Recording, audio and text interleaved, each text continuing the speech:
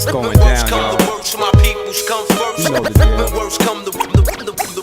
deal. Hey, welcome back, guys, to Couch's Corner. Hope you're enjoying it. I got some fun stuff coming up. Dwayne Lipper, great job with the Leafs Bruins analysis.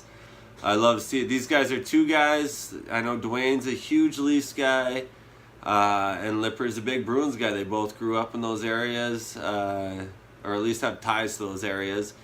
But there's no bigger fans than those two guys. So great stuff, guys, and I love it. Keep it coming, and hopefully you get some conversations going. I know the Kadri hit. I was saying at least 3 games for that guy for that hit, but 3 games I think is fair. I think Doughty, as a Vegas Knights fan, I'm pretty pumped that Doughty got even 1 game for his hit. So when I saw Doughty got 1 game, I'm like, Kadri's done. I mean, he's going to be done for a little while. But 3 games, I think he's kind of lucky to get away with that. But hopefully the Leafs can bounce back. And I'm going to be honest, those are my 2 least favorite franchises is Leafs Bruins. So whoever loses, the only upside, I mean, there's upsides to both, I guess, just because of who's going to be involved more. I live in Maine, which is a very pro-Bruins nation.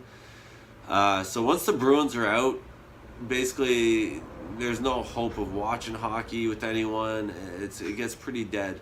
So it's already slim pickings as it is. So and then Leafs, you don't want to see the Leafs go down because it's one less team in Canada, and that's crazy if the Leafs go far and make a run. But coming on tonight, I wanted to share a quick story. I was talking to a buddy and asked kind of one of my favorite, what was one of my favorite memories or goals growing up and playing hockey through all the years I've played. And, I've played, and this, I don't want to come off of this is like a humble brag, I think they call it, but played national championship games at Maine, 2 of them in front of packed arenas, 19,000 people.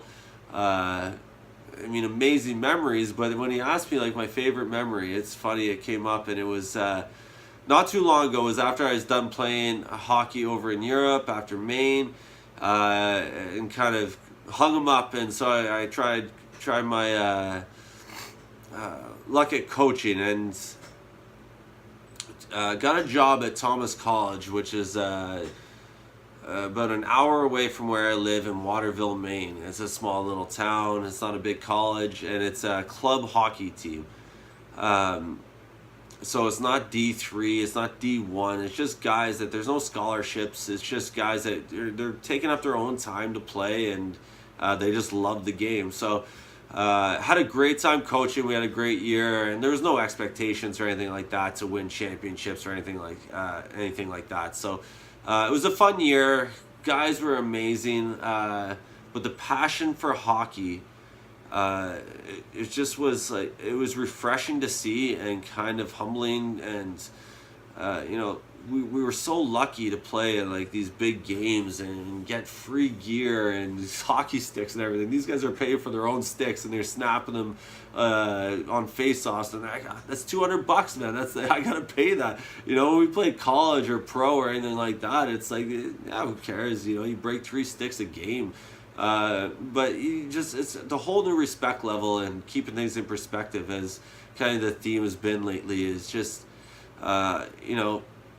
look how lucky you really are. So these guys, I'm telling you, the love for hockey is something I haven't seen since being in Canada with my brother, playing at the Silver Dart, playing men's leagues games and tournaments like that. And I have a ton of stories from those days, and I'm sure I'll get to some of them. But when it gets to my favorite goal, so I'm coaching this team, and we got one really, really solid, good line. I'm actually really good hockey players, and they score 99% of our goals, and really good players, but great team guys. It wasn't like they thought they were better than everyone else. It was just such a great team atmosphere. And so it's late in the year, and I have a talk with this guy, and he's the the soccer pro, big star at the school, and I guess Thomas is like really good at soccer, and they've won their state championships or whatever you call them in soccer, the national championships for what level they were at. But it was pretty big stuff, and this guy was like a big star. But he came on the team, and there was some conflict at the end of the year because he played soccer. They were in the playoffs, but hockey season was starting. No one cared. It was like, all right, yeah, come when you can make it, bud, and like all that stuff. But so this guy comes in. I think I looked it up. He's 6'2". His name is Dakota. I don't think he'll ever see this, but if he does, I hope he appreciates that this is like one of my greatest hockey memories is him. So it's probably about 3/4 way through the year, and I'm trying to coach and do this stuff and figure stuff out. And there's this one line, and this guy, the Dakota guy, was the fourth line guy, soccer player, and not the most graceful guy, to say it the most polite way. Like, he wasn't a big hockey guy. He hasn't played his whole life. He was just like giving it a go. He was just like the most free-spirited guy. I'm like, yeah, I'm gonna play some hockey today. So, but he came to the rink every time he was there, and it was just 100%, 110%. One of those guys that would just give it his all, and and this is no disrespect to him, but didn't have the talent to kind of match his enthusiasm to be one of the top guys. I mean, maybe one day, or if he started younger, he could have, but just wasn't there. But just the enthusiasm was so encouraging, and so all year, my motivation for that line, and there was 3 guys that were kind of, they struggled to compete with the higher guys, and I told them, like, your line, your job basically is to give our top scorers time to rest, give them a minute or two to get their breath so that maybe we have a chance to score a goal. And I try to instill this role, and I think it's important in hockey to have a role. Not everyone. I'm like, you don't try to score goals. I mean, if it comes up, it comes up, but your job isn't to score goals. That's their job. The top line will score the goals. Your job is not to get scored against, give them a chance to rest. So I kind of gave them that role to take pride in, and they really did take pride in it. And so it's 3/4 through the season, and these guys did it every time. Dumped it in, red line, like kill time, give these guys time to rest. And so it was, like I said, 3/4 through the season, and every time they came to the bench, it was a great shift, and I try to get the guys going behind them, like, hey, guys, these guys had a great shift, like, let them know it. Like, they just stuck them in the zone for 30 seconds against their top line. That's a big deal. Didn't get scored against. So the team was kind of rallied around this line, and they did a great job. So anyway, it was near the end of the season, and I think it was a close game. Don't quote me on it, but I'll have to look it up. But late in the game, I think, anyway, and puck's in the corner, they're grinding it, they dumped it in like they usually do, and the puck, there's a big scrum in front of the net. The puck bounces out, and it's just laying there, and this Dakota guy, he's been just working so hard all year, and he just has a wide open net, and he just buries it. I'm not sure even how important it was, but the way that he celebrated, I was on the bench, and the bench erupted. Just so happy for this guy, and he takes a lap basically and celebrates like Theothurian slides and does this celebration, and he couldn't have been happier, and it gave me goosebumps, and I was like almost in tears, to be honest, to how happy I was to see this moment for this guy. And like it just reminded me of just, if you're a hockey player, it doesn't matter what level you're playing at. I mean, that was a Stanley Cup for that guy, and he that feeling he must have had scoring that goal after working so hard all year. I mean, it doesn't matter what level you are.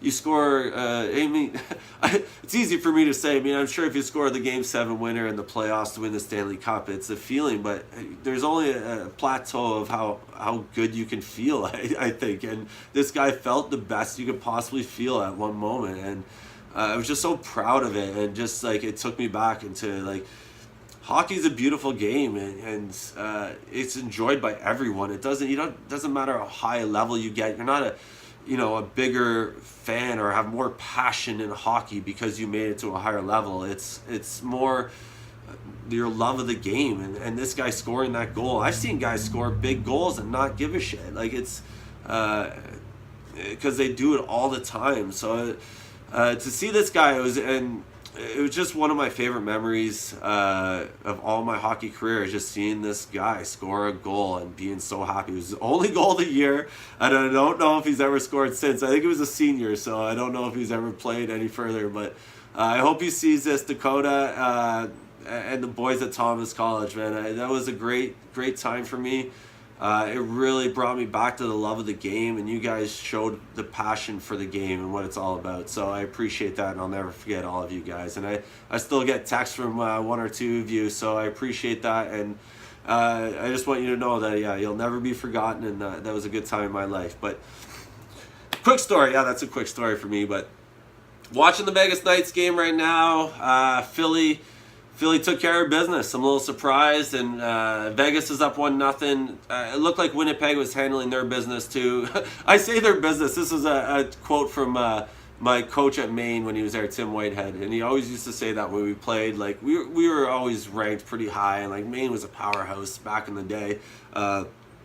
So when we played someone maybe that was just like a game that we should win, he would say just take care of business, boys. Like, not a big speech, just take care of business. And I always loved that. So Winnipeg's taking care of business. Pittsburgh did not take care of business, and but it looks all good. Vegas is up 1-0. I love that they lost Doughty, so they should be in trouble. If Vegas can go up 2-0, I'll be pretty happy going 2 at home. I don't think they're out of the woods by any means, but it should be pretty comforting for everyone if they go up 2-0. And if Fleury can blank them again, that'd be great. But knock on wood, never say that out loud. So with that being said, sorry, quick, not much NHL, but I hope you're enjoying the show. Like I said, like and subscribe to stuff. It only takes a second. I'd really appreciate it just to see what goes on. We put in a little bit of an effort here to try to entertain. It's fun for us, but it's fun. Like, I want to see if we can get some things going. So it only takes a second. Press subscribe. I'd love it. I mean, I got more than 9 friends. I think I got 9 subscribers right now. So I'd hope so. Just take the time just to press the button. I'd appreciate it. But that being said, I just really quickly want to. I know the sticks are outside. I brought mine inside. I don't want to get emotional about it, but. The Humble Boys, this is for you. There's a stick here at Couch's Corner, always for you. And jersey here, I know they're supposed to be outside, but I'm leaving the door unlocked just in case you need it. And I promise, as long as I do this show, that stick will be in my studio wherever I go for you guys to pick up. And my heart goes to all the friends and family that are still dealing with that. And it's only, I don't even know how long it's been, but it's important not to forget that, and how lucky we are to be alive and to enjoy watching hockey and playoffs. I know those kids would probably be watching playoff hockey right now, and we're lucky enough to still be doing it and talking about it, and their families are going through a lot. Anyway, all right, stick is here, jersey's here, boys, if you ever need it. God bless you all. Love you guys. And let's keep this going. Let's have some fun, and let's reconnect and talk hockey, guys. Good night.